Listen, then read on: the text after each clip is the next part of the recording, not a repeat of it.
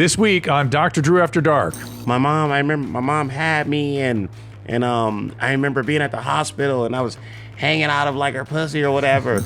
Oh, so it's like being like, so it's almost like being like a kid again or whatever, like when you like jack off, whatever, nothing really come out. Nothing come out. Ladies like it.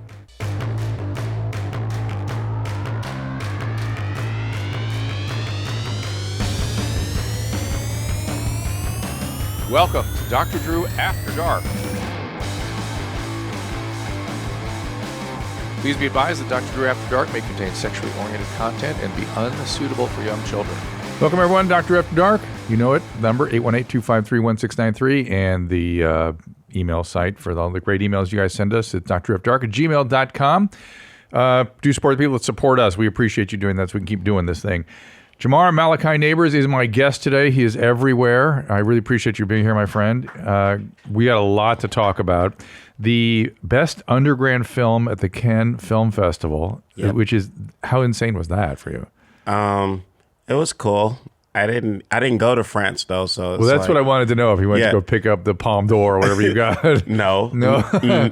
Did they ask you? Did they? So here's what happened. Okay. I submitted to a bunch of film festivals, and then that was one of the ones. I was like, oh, we can submit to Cannes?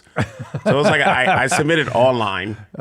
Like, so I didn't actually like go over there, but I actually like won. Like, you won. You actually won. And I was like, how the fuck am I getting to France? I've never been to France in my life. They won't bring you in as a winner or anything? Hell no. Oh, that sucks.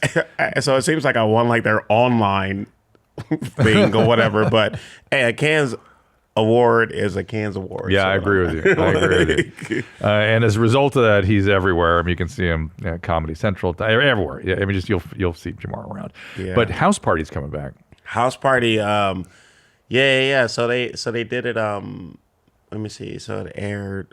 It came out in theaters January 13, 2023. So I was in the reboot of that.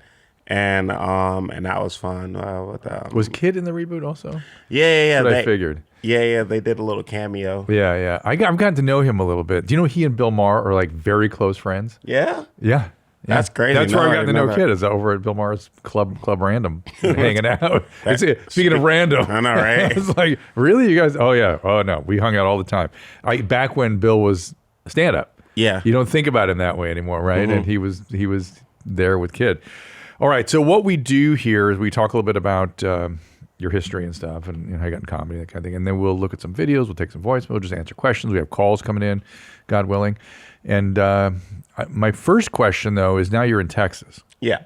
That's got to be a major change for you. You grew up in Compton. Super change. Like, I don't know, the weather, for one. Oh, my God. Today, as we record this, it's going to be 107. Yeah. Like, I always thought that like it was like hot in LA and all that shit, but then it's like no, this is a different kind of hot. Yeah, it's like you're in like the sun's mouth in this motherfucker. Like, yeah. So I got adjusted like really quick though, because it's like, okay, it's like 103 or whatever, and I'm like, the first time I felt 103, I don't ever feel 103. So first time I ever felt that, I was like, it was like, oh, I can't go outside. I can't go outside. No, it is precisely the feeling I had, which yesterday it was like 105 or something. I'm like, oh, it's like 10 degrees. It's like being in 10 degrees cold. Yeah. It's just the other end. You can't go outside. You run across the street. You run into your car. You leave it running to get it ready for half an hour. It's the exact same thing as extreme cold. You deal with it the same way. And then so when it's 92 degrees, you're like, oh, okay, it's a nice day today. It's like, it's hot as fuck. What are you talking about? Wear a sweater. So Compton, when did comedy hit for you? Most comedians can remember the moment. There's sort of a time when they're like in a classroom or fucked with a teacher or something. Something happened. Yeah, it was like a bunch of moments. I think what I used to do is my cousin. I lived with a cousin. His name's Damon, and he was older, like 3 years older than me, and he was so funny.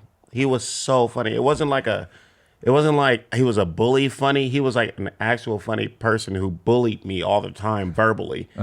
And so it was very witty, very sharp. So he would just hurt my feelings. And so I would go to school and do to kids what he would do to me. Shit rolls downhill. Yeah, and I would fuck people up all day, every day. And I would go home Yeah. And then it would just happen to me, and I would just regurgitate. Could you fight? Could you eventually spar with him with that, or was he just the relationship was the kind of thing where you couldn't even do it? No, Yeah, no. He's older, he's bigger. Yeah. He was always like way wittier than me, like and all that shit, and yeah. So that was the training, right? That was sort of your training Yep. early. But when did it kind of go, oh, I could do this? When, One time a kid in class, he was like, "You should be one of those people who make people laugh," and I was like, I remember walking home. Because I had to walk. I was 6, but I lived down the street. 6. That's early to have that. That is. I was 6, and you remember it too. Yeah. That's awesome. And my aunt and we used to live down the street, and I used to walk home, and I was thinking one day I had a crazy day at school where I was just the funniest person in the classroom, and then I was like, damn. The same day that kid told me that, I said, is there a job that you can like do like a thing like that? Yeah. And I swear to God, like it was like. Whatever happened, I walked inside of the house and my uncle was like laughing on the couch. I didn't know what he was laughing at. And he was watching like Def Comedy Jam, and he was watching like Martin. I saw Martin. Martin was the first stand-up comic I ever saw, and I didn't know what he was doing, but I was like, I want to do that. Yeah. You know, like so. And you were 6. Yeah. And when did it get a little more serious? Man, it is. So This is fascinating. Yeah. It really is so fascinating. So they're always like nuggets, like of like like little these hints. moments. Yeah. And you remember. That's the thing that's so interesting. You got it. They're in your head. So I used to be bad at school and all this stuff, or like very like hyper and all this stuff. So you couldn't get me to sit down. So one time there was a Cinco de Mayo play or whatever, and all this stuff, whatever, and all the Hispanic kids were on stage. They took us to the auditorium or whatever. It's the first live show I ever saw in real life. They took us to the auditorium, and all these Hispanic kids were like dancing and You're how old now? salsa. You're how old? I'm still 6. Still 6. Yeah, they were dancing and they were doing salsa and all this stuff, and I'm over here looking like. And then my thoughts was like, man, I should be up there. That should be me up there twirling that girl around like that. Like, So that was sort of the impulse to get in front of people. It was different than comedy impulse, right? One was I should be funny in front of people. The other was I should just be on stage. Yeah. Did you do other? Did you act? Did you do stuff on stage? So eventually, what happened eventually? So I think I was like 10. And I had moved to my mom had put me in like this orphanage or whatever, right? And so You have to tell me about that. That doesn't go by with just whatever. No orphanage or whatever. Okay. So she had put me in like this Foster care. Oh no, orphanage. No. It was like an orphanage. I want to hear about it. And so she had Sounds problems. like a load of laughs. Kind of. I mean, I always tell people every single time. I'm like, it was actually the greatest thing that ever happened to me because for like 2 years, like I was in this orphanage. Yeah.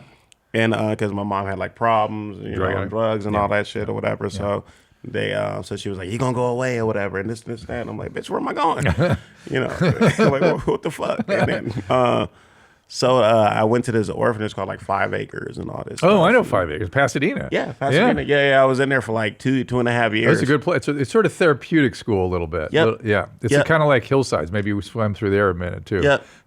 Yeah. I was in there for like... It's a nice place. Adam Carolla's father was a therapist there around that time. What year? I was there from 95 he was definitely 97. there in the 90s. Definitely there in the 90s. His last name was Carolla. Did you come across a therapist named Carolla there? Or would be too weird, wouldn't it? No, maybe. Maybe. I'm going to find out. He's still alive. He's like 96. Mr. Carolla? Carolla. Mr. Carolla, yeah. No, he would have been sort of therapist type, like counselor, therapist. No, my counselor was named Sylvia. Okay. Yeah. But yeah. But what's interesting, I can't remember who the other, I think it was a comedian I was talking to, and he was talking about living in the projects in New York, I think it was, and he was like, we had all my cousins, we had like 13 kids in there, and everyone's like clutching their pearls. He goes, what the fuck are you talking about? It's the funnest time of my life. These kids were great. I had a great time. Mom couldn't control us. It was fantastic. 100%. Yeah. Like, and so, and so I had lived but before that I was in like a bunch of like foster homes and like all this stuff. That must have sucked. Yeah. The foster homes in the hood sucked. Yeah. But then like when you got to like then I moved with my aunt, my mom's sister when I was like 5. Where'd she live? She lived in Compton. She lived in like East Side, like we call them the East Side Low Bottoms, but they're like 40th and Hooper. Mm-hmm. And where are you from? I'm from Pasadena. Oh, you're from Pasadena. Yeah. Oh, shit. And man. I worked in mental health in that whole area, and I had a lot of interactions with sycamores and 5 acres. And that shit. stuff. So we can really talk. Yeah, okay. Sure. So, sure. Yeah. And were you ever hospitalized as an adolescent? Because you would have come to our facility. Hospital? No. No psychiatric stuff or anything. No. Because sometimes the behavior gets like labeled as, send him over here. You know, something we'd get him. Nah, I wasn't I didn't. You were trouble. You were a troublemaker, but not troubled. Yeah. I was hyper. I was more like Which that. seems to be a requisite for comedy, by the way. It seems like the best possible recipe is a little bit of trauma, a little bit of ADD. Yeah. We're good. We'd be funny as hell. Yeah. And talent. You got to have the talent though. But usually you find that you're the earliest I've ever spoken to. If somebody finds it so early, it's amazing. Yeah. All right, but you were telling me a story attached to 5 acres. So okay, so I remember being because you asked me like, hey, when's the last time you? I mean, was it when you like, hey, stand up, stand up? Yeah. So I didn't know we had like share day or whatever, and I'd have a toy to share. So you get 2 minutes to share your toy. I didn't have a toy to share, so I was like, well, I'm just gonna do comedy. Right. And the teachers were like, you're going to do comedy? And I was like, yeah, I'm going to do comedy. And they were like, all right, well, 2 minutes. It's like, and I was like, all right. That's fantastic. And I think I ripped off a joke I heard on Comic View or some shit. Was it like edgy? Like we shouldn't have said it was fucking yeah. That's fantastic. I think I said some shit like something like oh, my girlfriend told me that she was hungry and she wanted to go to IHOP at 3:00 in the morning.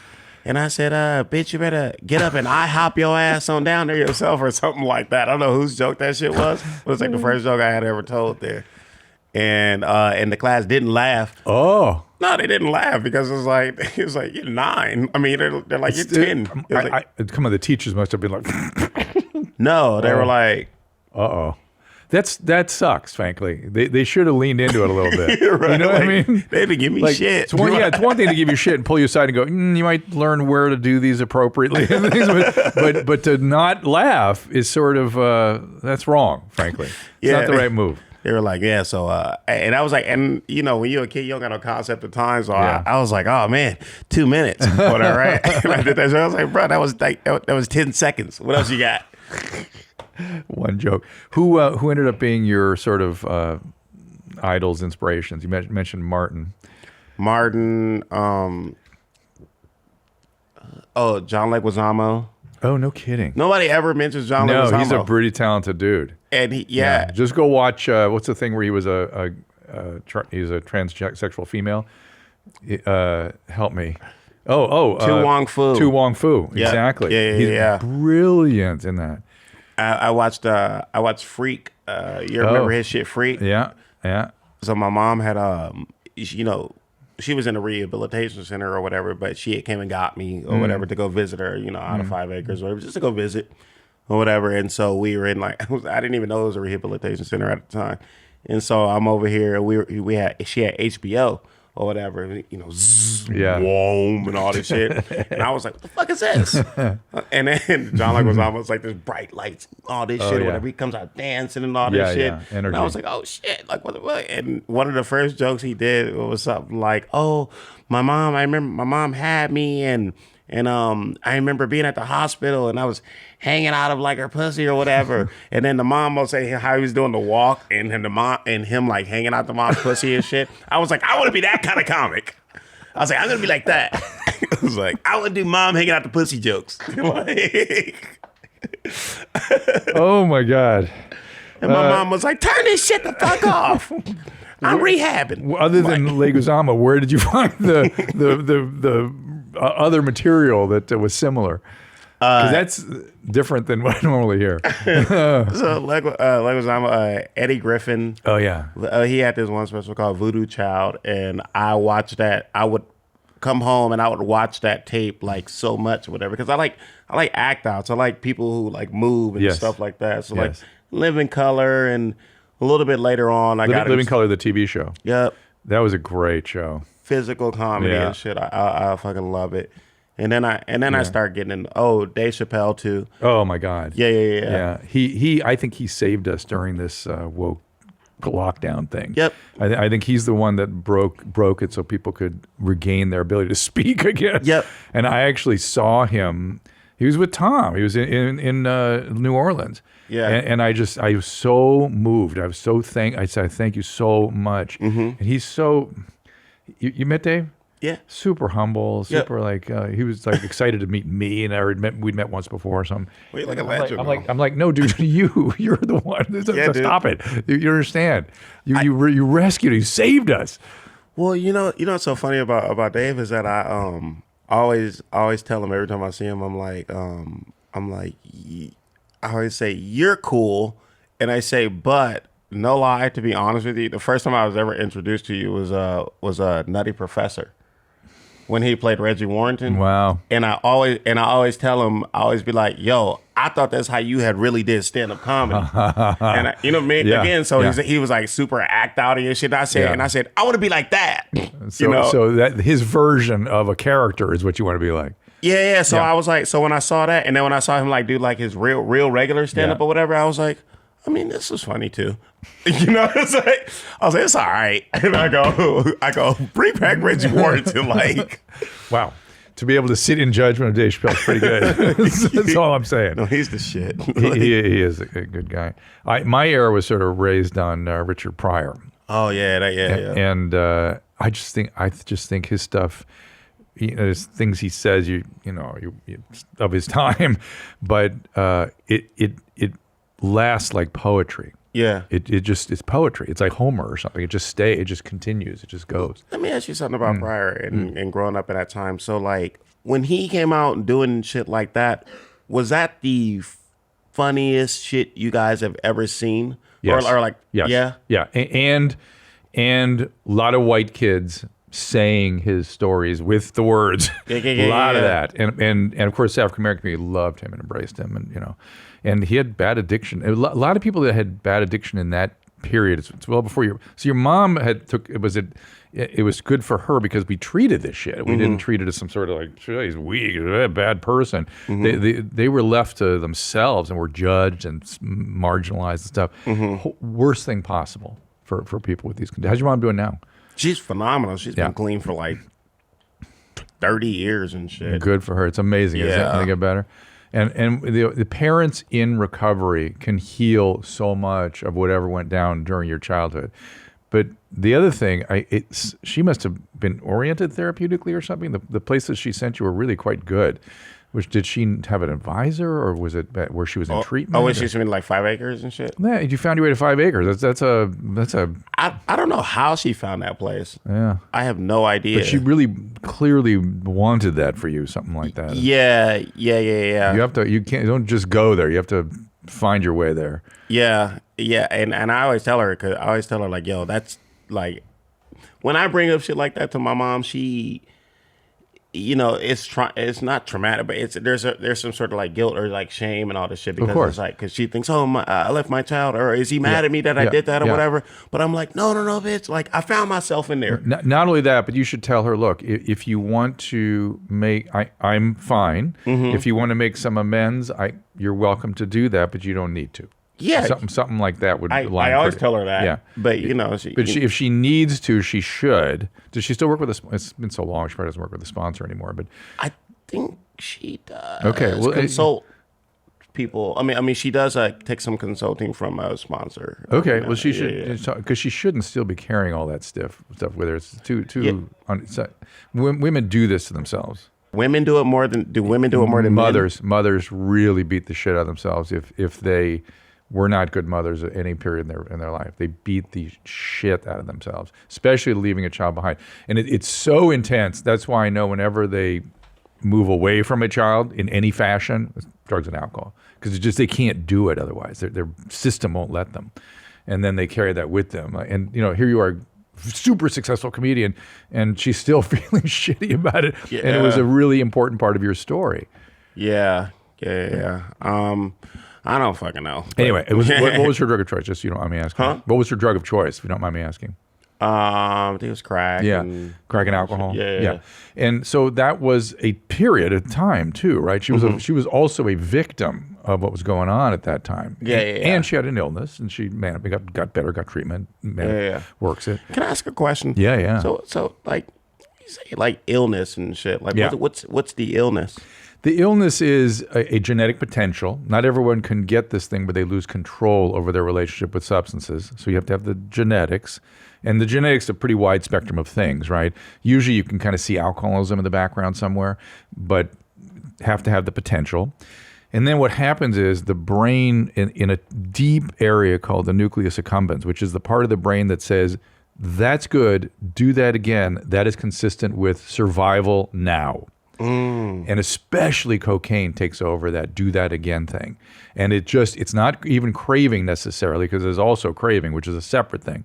And there's, withdrawal, which is a separate thing. But there's this part of the brain that's normally responsible for saying, get up, go to work, take care of your kids, love your children, whatever. All that goes away, and one motivation emerges, which is do that drug again, do that again, do that again, do that again. And they completely lose control over it.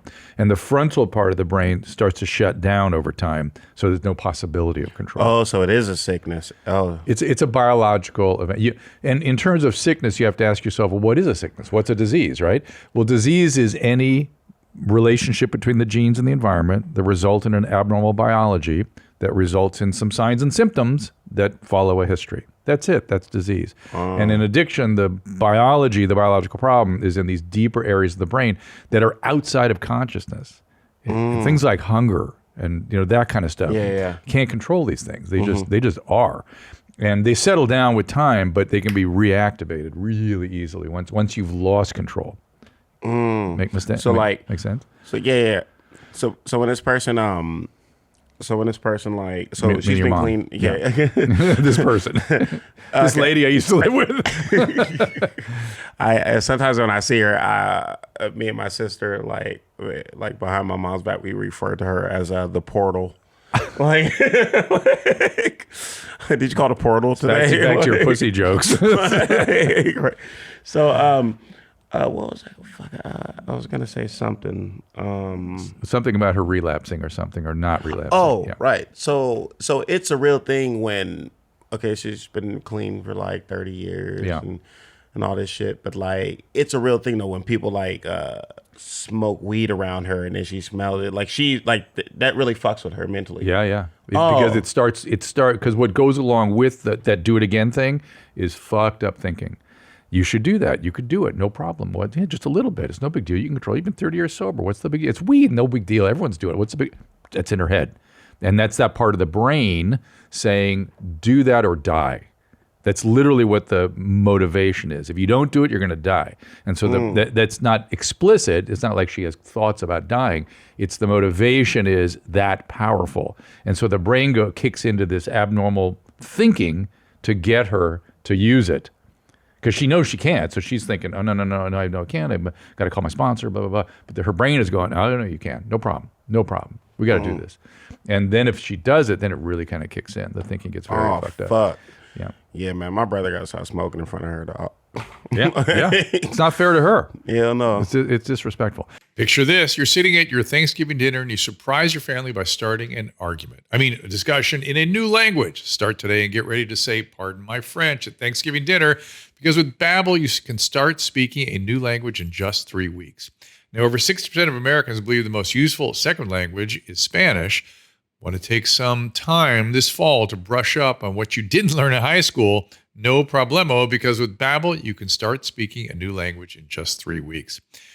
Remember, this fall, 3 weeks to start a new language with Babbel. Why Babbel? Because it works. Instead of paying hundreds of dollars for a private tutor or fooling yourself with language apps, Babbel's quick 10-minute lessons are designed by over 150 language experts to help you start speaking a new language in as little as 3 weeks. Babbel is designed by real people for real conversations. All of Babbel's tips and tools for learning a new language are approachable, accessible, rooted in real-life situations, and delivered with conversation-based teaching. And here is a special limited-time deal for our listeners to get you started right now. Get 55% off your Babbel subscription, but only for our listeners, at babbel.com/dark. Get 55% off babbel.com/dark, spelled BABBEL.com/dark. Rules and restrictions may apply. Gentlemen across the land, I have an urgent message for you. This episode is brought to you by Manscaped. When introduced the Lawnmower 5.0 Ultra, it's a new cutting-edge design, next-generation dual skin-safe blade heads for different shave closeness, right? Join the 9 million men worldwide who trust Manscaped with the brand new Lawnmower 5.0 Ultra by going to manscaped.com for 20% off and free shipping with the code AFTERDARK. High tech for low places. It is Manscaped. Every man knows it can be scary when you're getting into that close shave area. Manscaped, they think of everything. They've really got great design stuff. I'm lucky to be one of the people to try the Lawnmower 5.0 Ultra. It is a game changer. Manscaped 5th generation trimmer features 2 next generation interchangeable skin-safe blade heads. It's a standard trimmer blade for taking a little off the top and a new foil blade to go for that smooth finish. No more wet shaving down there. Count me in. No more ingrown hairs or anything. Look, the LED spotlights provide contrast on multiple skin tones. Take it on the go. Manscaped has you covered. This has a travel case, beautiful travel case, and even a travel log feature to avoid any accidental powering up or weird looks at the airport. You know what I'm talking about. Get 20% off and free shipping with the code AFTERDARK at manscaped.com. That is 20% off and free shipping with the code AFTERDARK at manscaped.com. Your balls have been through enough. It's time to go ultra with Manscaped. All right, my friend, let's do this. We got a bunch of good calls in here, so we are going to we're going to get to this. You're going to like this. This is Kimberly. Let's see what Kimberly's up to. Hi, Kimberly. What's going on?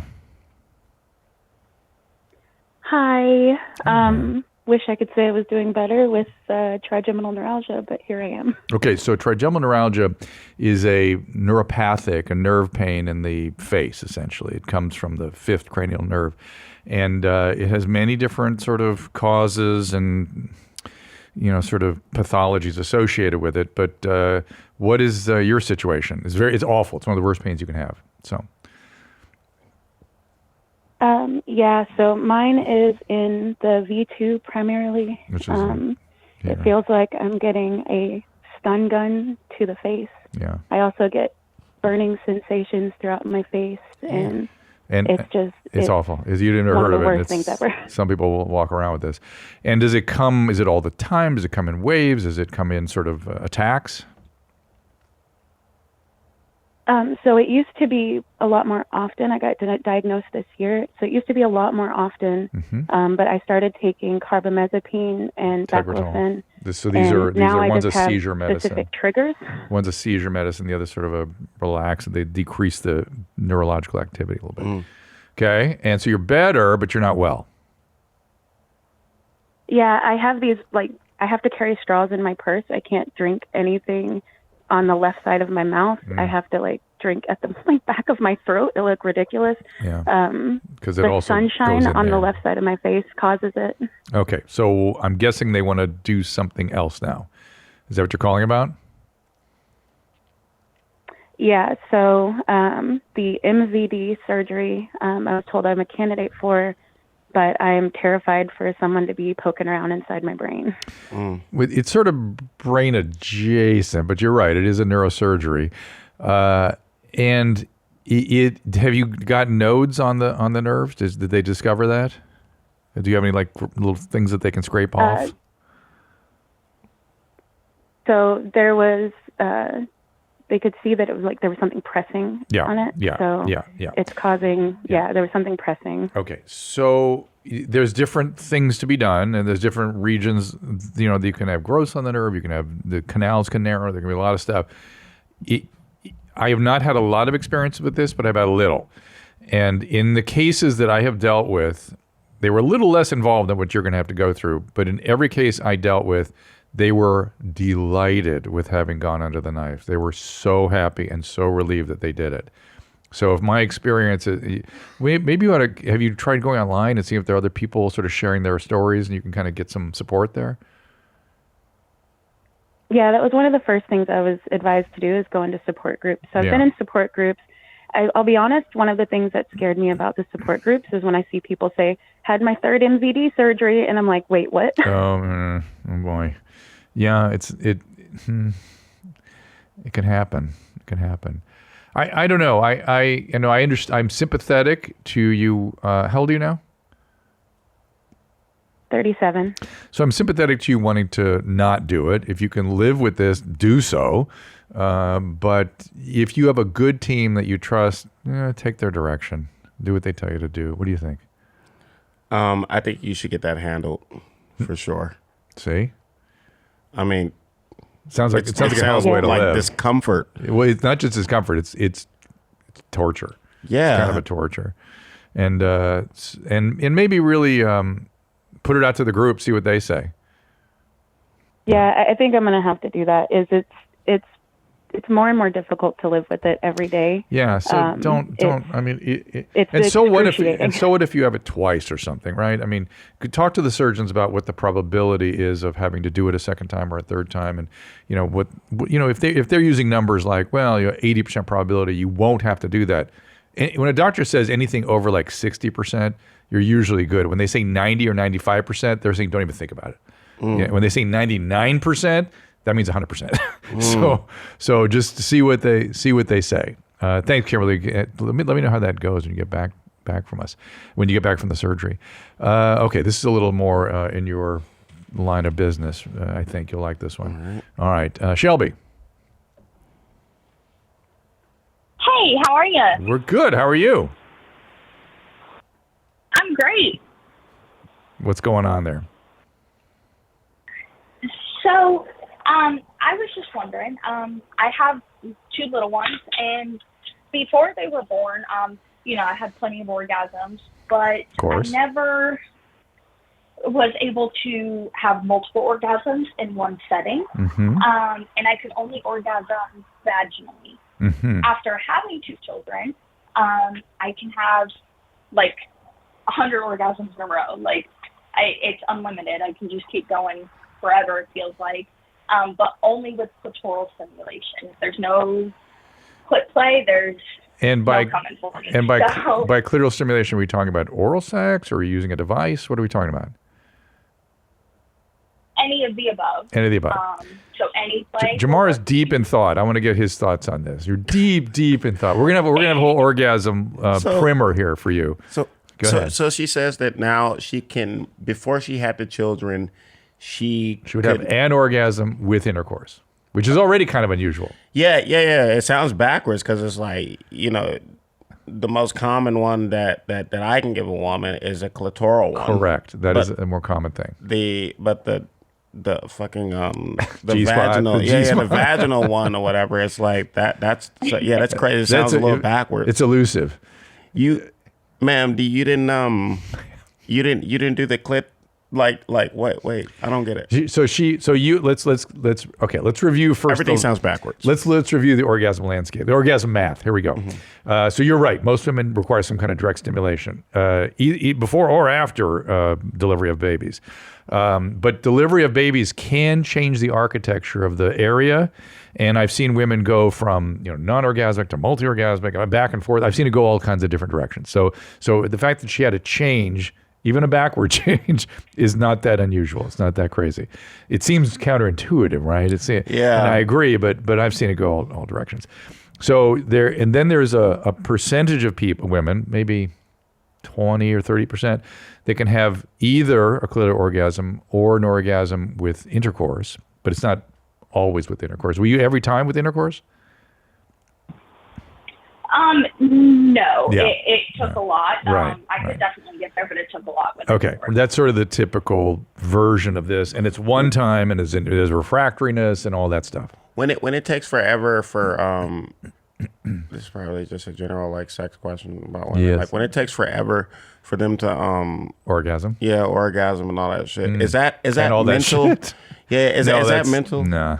Oh. They're because there's a group of about 3 to 5% that can't have an orgasm with clitoral stimulation and have dozens or hundreds with intercourse from the moment it starts. I thought that the clitoris was the most sensitive. Some women are just configured so they have multiple with intercourse right from the moment it starts, And if you try to do some sort of oral sex or something, they'll go, it's too uncomfortable. It's like it's too sensitive, what they'll often say. Is squirt pee? It can be. It can be. What's the other water? I mean, what's the other water? The other fluid is the women have glands around the outside of the vagina there, right? That ones that some of them create the fluid, right? The lubrication. But there's other ones too, Bartholin, Skene's glands, that when you look at them under the microscope are almost identical to prostate. And prostate is what produces your seminal fluid. All the fluid that comes out of you is from your prostate. So they have and some women have more of that glandular material than others, and it can actually contract and this sort of thick stuff comes out. If it's super thin, it's often pee. And it can be both, too. It can be both. Oh. I'm just trying to... So if it's thin, it's pee, and if it's... it's thick, it's not. And if it's thick, it's not. Yeah, Got it. Generally speaking, that's a good rule of thumb. All right. So back to... Shelby, so your question is why this happened? Yeah, why it happened, if it's normal, and then also with both deliveries of my children, I also had C-sections. I didn't have vaginal deliveries. Oh, either, that's so I don't know if that plays a factor at all. Even more interesting. That's weird. But you got to remember, you do, carrying the child, you do get a bunch of pelvic pressure that does change things a bit. But usually it's the delivery itself that does this. So are you on any medication? Hormones? Anything? No, I did take Zoloft a long time ago, like 6 or 7 years ago for a while. Yeah.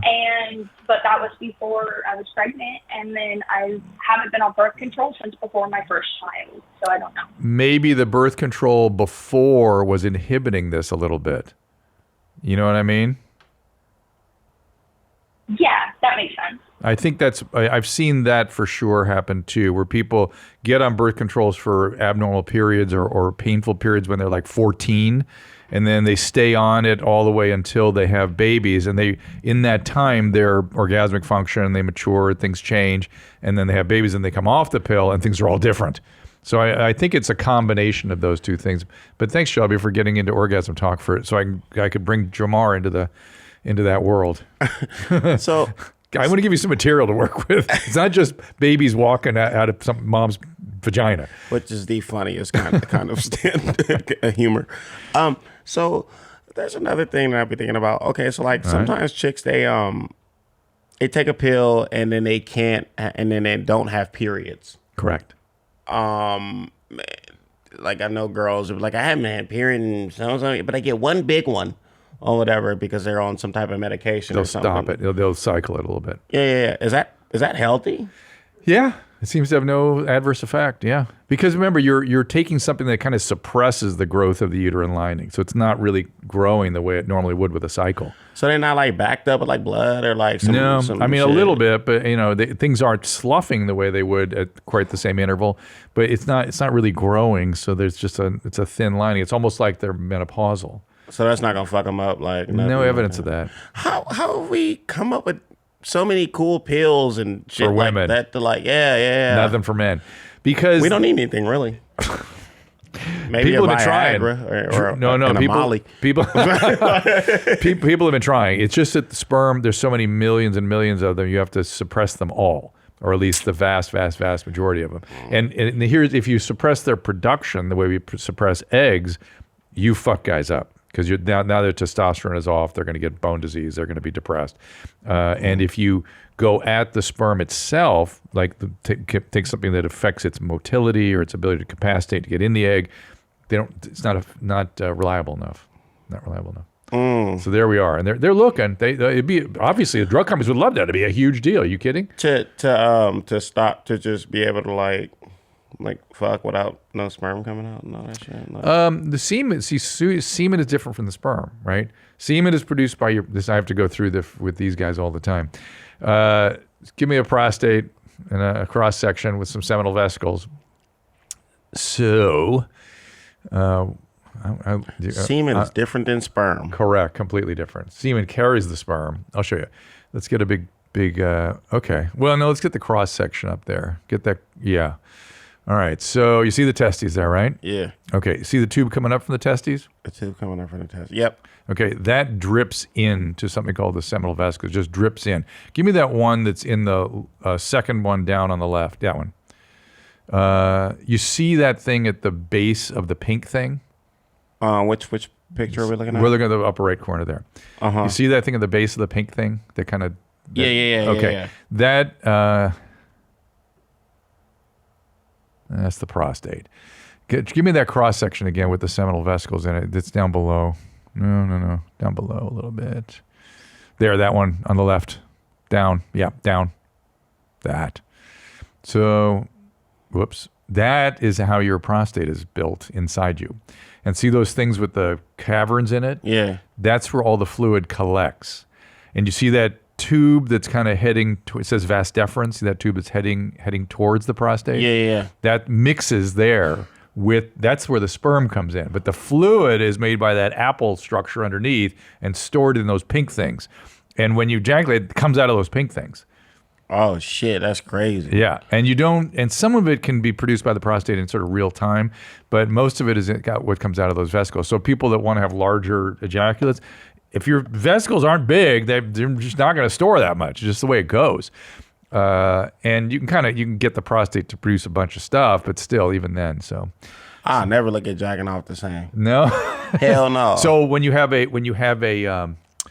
vasectomy, you tie off those tubes that are going down into the seminal vesicles. Oh, what? Yeah, and so the sperm just doesn't get to the semen. So when people with vasectomies, like when they come, there's still sperm. I mean, not sperm, but there's still fluid that come out. Yeah, normal. But there's no sperm in it. No sperm in it. Oh, shit. Because it doesn't get there. So what does it look like? Looks like normal semen. What? See, sperm are just little tiny little cells swimming around in there. You can't see them. Yeah. The fluid and the thickness and all that stuff, that's all your prostate. Prostate creates all that stuff. I got another question. Yeah. Keep going, man. Okay. I want this to show up in your comedy, though. Okay, sure. All right.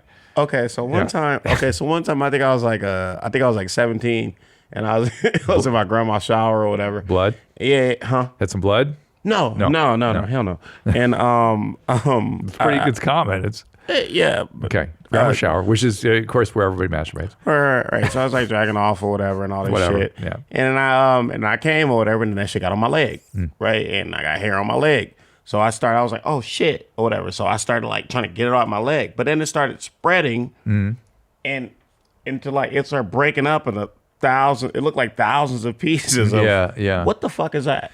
Tapioca pudding. No, you can get these little mucus sort of plugs, mucus sort of.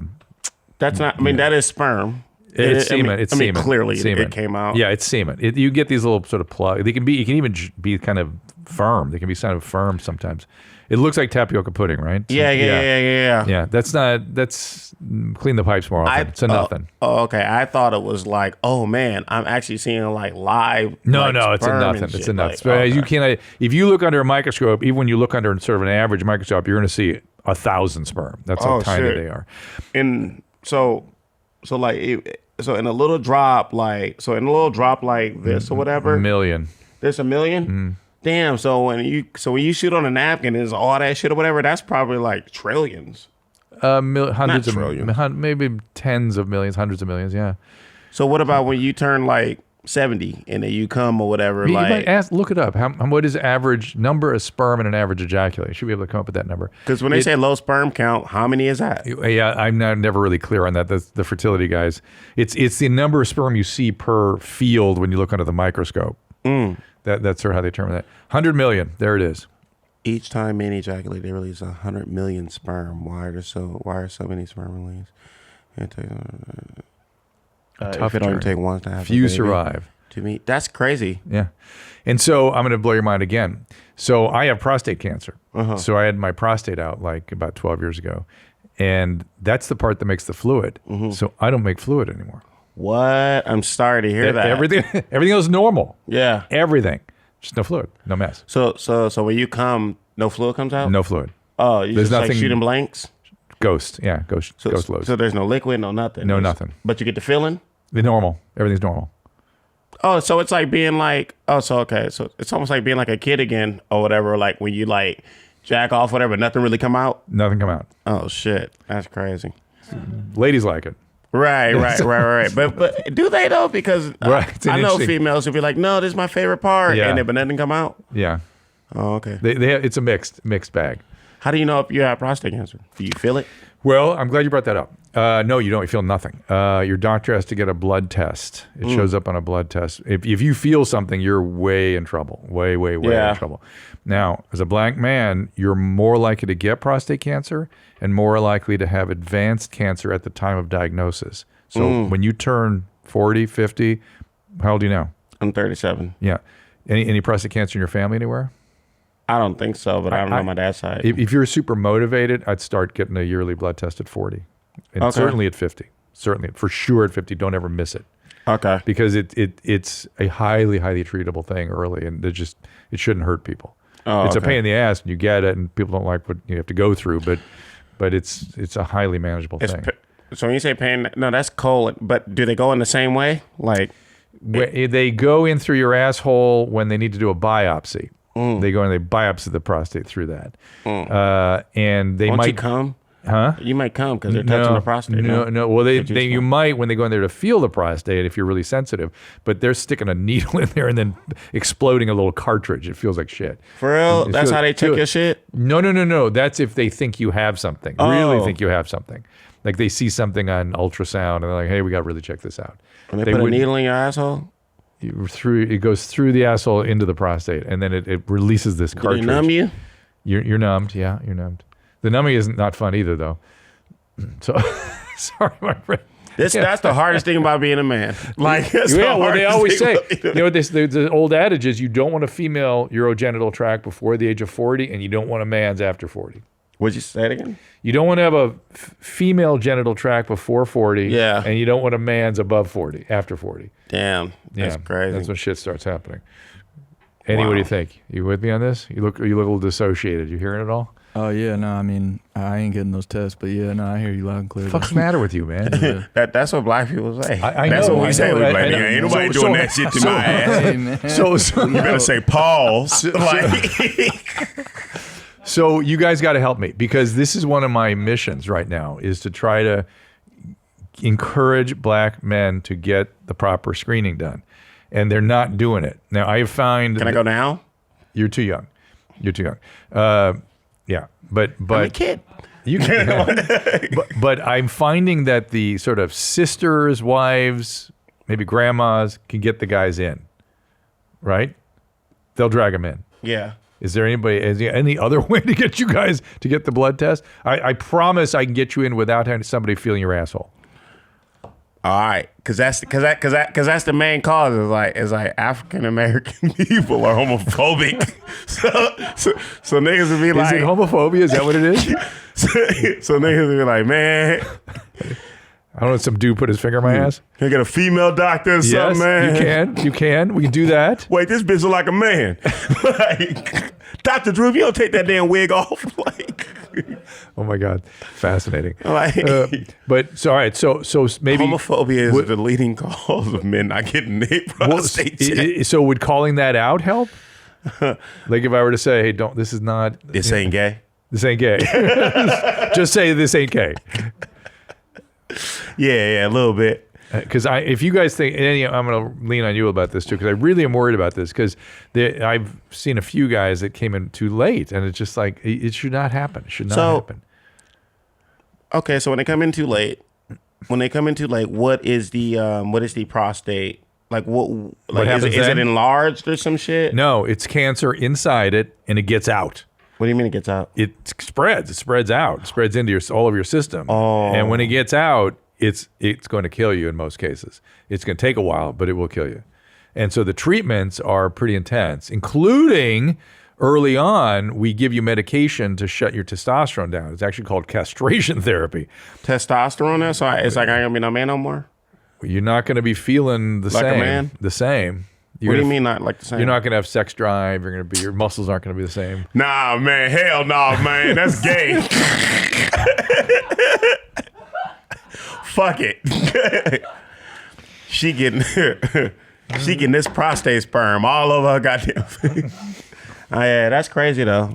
I will say this, like for me, or whatever, like I will go and like when I'm 40 to get these. Good. I believe you. Yeah, when you say yeah. that. And I encourage every black man out there to go and fucking do it. Every man to go do it. Every man should do it. You're absolutely right. But I feel like African American men need like somebody they admire that's had cancer, because that's the other thing, they don't talk about it when they get it. Yeah. They just not talking about it. Out of sight, out of mind. Out of mind, out of mind. And I talk about mine all the time because I don't give a shit.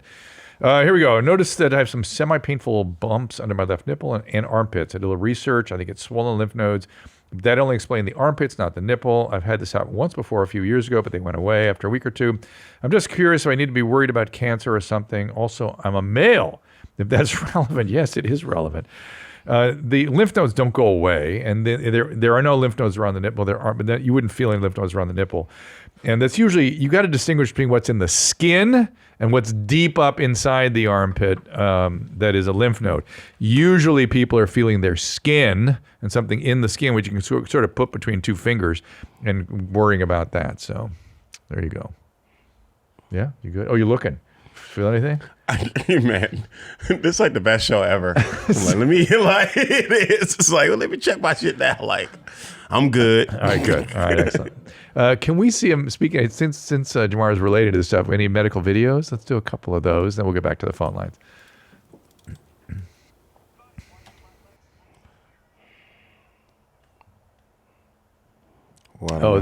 He has atrophy there of his sort of adductor. What looks weird? That sort of crease on the inner aspect. Yeah. He just needs to work on it more. So he's highly developed his thighs, quads. Let me ask you this. There could be a neuropathy. That happens sometimes. What about like okay, I have tennis elbow. Yeah. Okay, how long does it take for that to go away? It keeps coming back. Do you play tennis? No, I box. I was talking to an orthopedist just recently about this, and he said, when people get tennis elbow, it's not the tennis or the boxing, it's the technique. So you have to kind of work with someone to get your technique back where it needs to be, where it's not causing that. So I have fucked up technique all these years. Maybe. Mm-hmm. I mean, boxing is a little different, right? Because it's striking. Yeah. And it's your left side. Yeah. Yeah. And you're left-handed. Yeah. Fuck. So have you worn like a brace around it, like something to tighten it up? You know, they have these bands you can wear to kind of keep the tendons sort of pulled together a little bit. No. You should do that. Yeah. Look at this shit. This is fucking crazy. I got a flight in November. Yeah. God damn it. Okay. So, you see it? Well, I should show you the difference. Is there something swollen there? So, look. So, you see the difference? So this one goes in or whatever. So, it's a good, healthy arm or whatever. This one more so is like dipped in a little bit, and like this one doesn't go in as much. Really? I kind of see something here. Is that tender? Yeah, low-key, yeah. Yeah, I mean, you're developing them differently, right? I mean, you use them differently. Are you also lifting weights? I eat free weights, like little like free weights and shit, but I don't pump like iron. Yeah. You should. Do you have a trainer? No. You need somebody to look at this. Really? Like a physical therapist or a trainer or somebody to kind of help you, because it should be manageable. Oh, okay. Yeah. Man. You're doing. Knocking people out though. I know you got it. It's good. You got it, player. No. I'm glad we had the thigh talk. But that guy could have something affecting the nerves to the motor. Muscles atrophy when the nerves aren't working right too. So it's not necessarily just his technique of working out. He could also have a problem there. All right, what else you got? Video. Okay. So I know that I've mentioned this before, but it needs to be brought up again so I can get a diagnosis. So as I've previously stated, when I'm near an exposed wire or like some kind of messed up electricity, I get a tingle in my arm and I get like a patch of goosebumps. Like it's weird, just like a patch. Like it's not my whole arm, just like in a specific, I bring it up again because it's getting stronger. So today I'm driving home from work, everything's fine. I'm on a 4-lane road, and there's a car crash on the very far right side and on the shoulder. I am in the very far left lane, and when I pass the car accident, you can guess what happens. the tingling returns. It's interesting. I get my tingle. I get my patch. Enough. It's crazy how people try to make sense of things, and they see something in the environment. They go, "That's it. That's what's causing it. What's causing it is in her. That is her autonomic nervous system doing what it's supposed to do." She saw a car accident. People immediately have a physical, bodily-based reaction to that. In her case, she has a sort of something related to what we call reflex sympathetic dystrophy, where this distribution of the autonomic system gets a sort of pronounced and lateralizing sort of kind of feeling. But the goosebumps, the called pileoerection, the tingling, all that is normal. No diagnosis. Don't worry about it. All right, you said you're good. You're good. All right, let's take a couple calls here. Let's talk to Noah. Hey, Noah, what's going on? Hey, how's it going? We're good. What's up? We're on with Jamar Neighbors. Hello. Hey, I was wondering, is it dangerous? I had do you know of the cancer Langerhans cell histiocytosis? Yes. Nasty. So I had that. Yeah. Not too fun, especially a year after finishing with lymphoma. How long ago was the Langerhans? I was wondering, how long ago was that? about 5 years. And how about the lymphoma? Was that as much younger?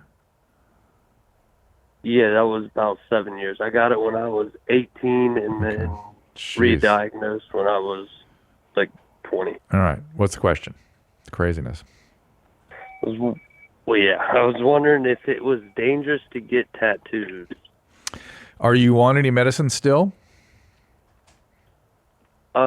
No, I take, something for my thyroid. Okay. And were you left with any immunological dysfunction? Do you get infections easily? Did they warn you about anything of the sort? Not really. She Okay. just said she's treats it like asthma almost now. Like a chronic illness. And do you see them on a regular basis? Not anymore. I'm like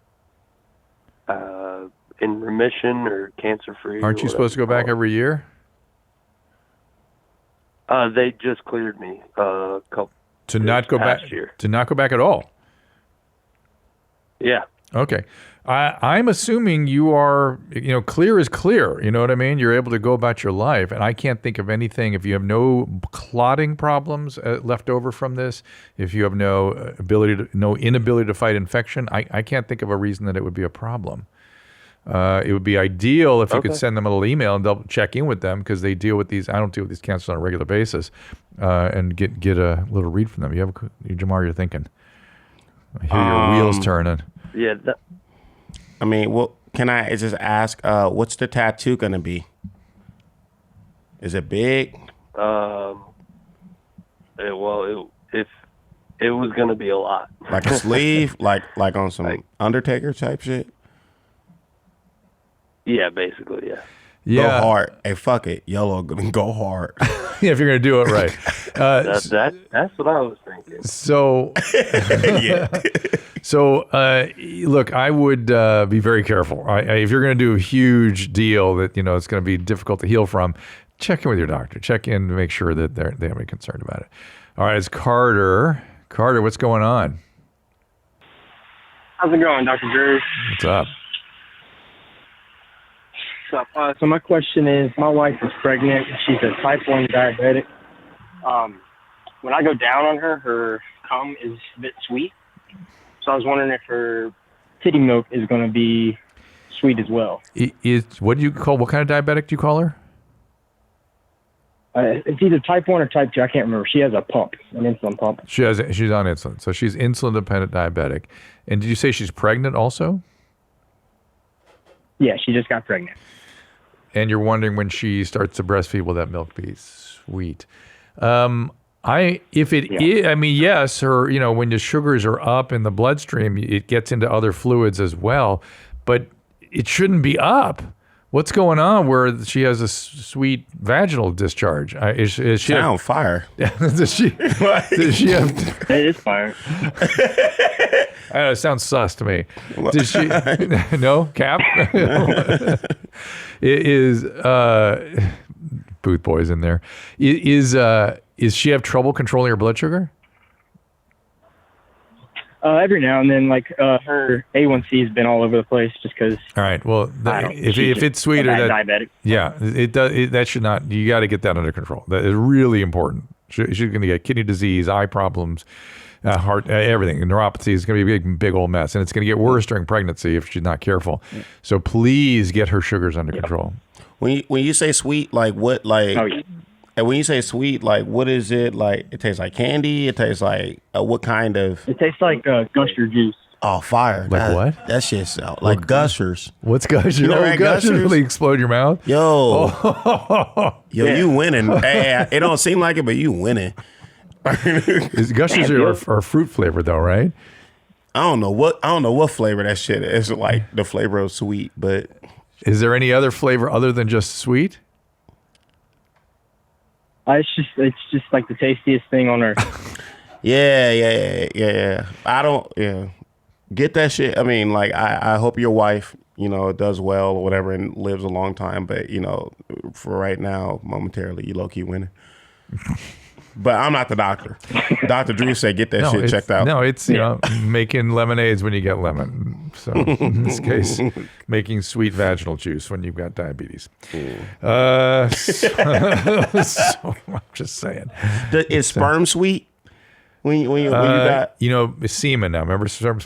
Excuse me. Is semen sweet? Like when you men's semen can taste differently. Medication and I've heard people complain about meth and other things because meth gets kind of concentrated in there. Meth. Oh. But there's been many people trying to make it taste better. Mostly you can make it taste bad. Tobacco, coffee, meth, this stuff gets in there. But making it better, people say you take pineapple juice and use yogurt and fruit and all this kind of stuff. I have never seen any evidence that that's the case, even to the point that way back, although I've had people swear that it does make a difference. Maybe in some people it does. Yeah. I've tried the pineapple juice, like just, first of all, I get canker sores. Yeah. So I can't do too much of it and shit. But when I've tried to do the pineapple juice or whatever, and then I went to a girl or whatever, she don't really say nothing or whatever. She's like, it tastes like a cup of noodle juice, like it always do. top ramen. I have a heavy cup of noodle diet. No. and so we went so far as about 35 or 40 years ago. We actually did a blinded test with a couple on the radio. Mm-hmm. One of those radio stunts, and they couldn't tell the difference. They couldn't tell. She couldn't tell. Yeah, no. And finally, Adam Carolla said to me on the air the other day, long ago. He goes, You could eat strawberries and whipped cream all day. Your shit's gonna still taste like shit and smell like shit. Yeah, there's only so much you can do to change what comes out of you. But when you have enough fish or whatever, that changes your that even changes like your pee smell, like tuna. Things change your pee smell. Yeah, it gets stuff gets in there. Again, worse though, not better. Right. Yeah. But wait, Drew. Yeah, buddy. Because he said that the diabetes was making sweet. Yeah, the pussy sweet. So what about semen in that case, or that's a great question. I'm imagining that would be true, but again, you're wanting somebody to get into a pathological state. The sugars have to be to get in like that where you're tasting it. They got to get pretty high, and your normal physiology you won't get high like that no matter how much sugar you take in. It's so funny because I'm like, that's how dudes go check and see if they diabetic. They be like, I'm good, nigga. This shit's still salty, nigga. I'm good. Savory today. Savory.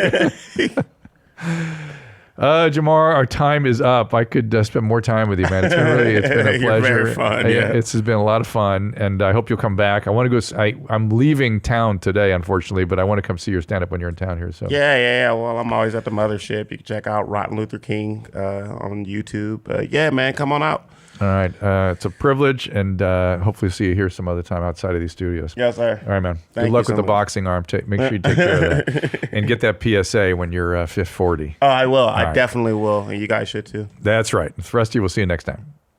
All conversations and information exchanged during participation in the Dr. Drew After Dark podcast or interaction on the drdrew.com website is intended for educational and entertainment purposes only. Do not confuse this with treatment or physician medical advice or direction per se. You must always follow your medical professional's advice and direction. Nothing on these podcasts or posted on this site supplements or supersedes the relationship and direction of your medical caretakers. Please understand, I am not playing the role of physician in this environment per se. I'm educating. I am a licensed physician with specialty boards in American Board of Internal Medicine and American Board of Addiction Medicine.